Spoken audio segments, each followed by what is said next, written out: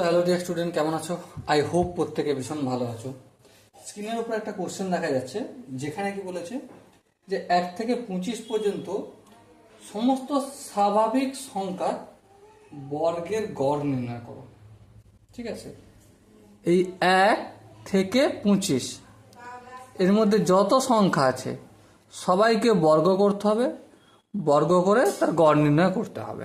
ওকে, যেমন 1-এর বর্গ হচ্ছে 1, 2-এর বর্গ হচ্ছে 4, 3-এর বর্গ হচ্ছে 9, 4-এর বর্গ হচ্ছে 16, 5-এর বর্গ হচ্ছে 25।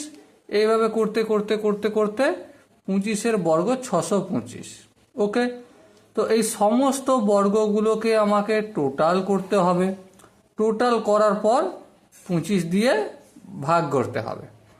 সো বিলিভ করো, এই অঙ্কটা যদি এইভাবে ট্র্যাডিশনাল মেথডে করি না, তো পরীক্ষা শেষ হয়ে যাবে কিন্তু অঙ্ক করা শেষ হবে না। ওকে, তার জায়গায় আমি একটা সূত্র এখানে লিখছি, দেখো। 1 থেকে n পর্যন্ত স্বাভাবিক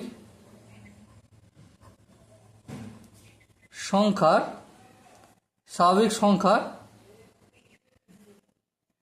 বর্গের গড় সমান n plus 1 into 2n plus 1 আর ডিভাইডেড বাই 6।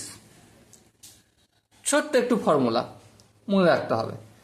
তাহলে 1 থেকে 25, n মানে কি লাস্টে যেটা দেওয়া রয়েছে 25, তাহলে 25 প্লাস 1। ওকে, 2 ইন্টু 25 মানে কত হবে 50 প্লাস 1 ডিভাইডেড বাই 6। 25 আর 1 কত হবে? অবশ্যই 26 হবে, ইন্টু 50 আর 1 কত হবে? 51 হবে, ডিভাইডেড বাই 6 হবে। এবার কাজ কি হলো? 26 আর 51 গুণ করা, তাকে 6 দিয়ে ভাগ করা। ফটাফট করে আমরা এখানে করে নিতে পারবো। 51 এটা 2 10 26, 6 1 6, 5 6 30, 2 1 2, 5 2 10। তাহলে 6, এটা হচ্ছে 2, এটা 3 আর এটা 1, ভাগ করবো কত দিয়ে? 6 দিয়ে। তাহলে 6 2 12, 1 2, 6 2 12, বেশ 6 নামলো, 6 1 6। তাহলে কত হলো? 2 2 1।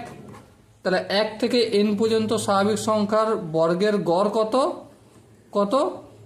n plus 1 into 2n plus 1 divided by 6। এই ফর্মুলাটা আমরা ইউজ করলে খুব আসানাসি উত্তর পেয়ে যাব। ওকে, তোমার যদি মনে হয় দাদাই 221 এই আনসারটাকে ঠিক হলো, তো তুমি একবার নিজে এই ফর্মুলাটা অ্যাপ্লাই করো। অ্যাপ্লাই করার পর বর্গ যেটা হবে সেগুলোকে যোগ করবে, আর যোগ করে 25 দিয়ে ভাগ করবে, দেখবে সেখানেও 221 আসবে। ওকে, আই হোপ প্রত্যেকের বোঝা গেছে।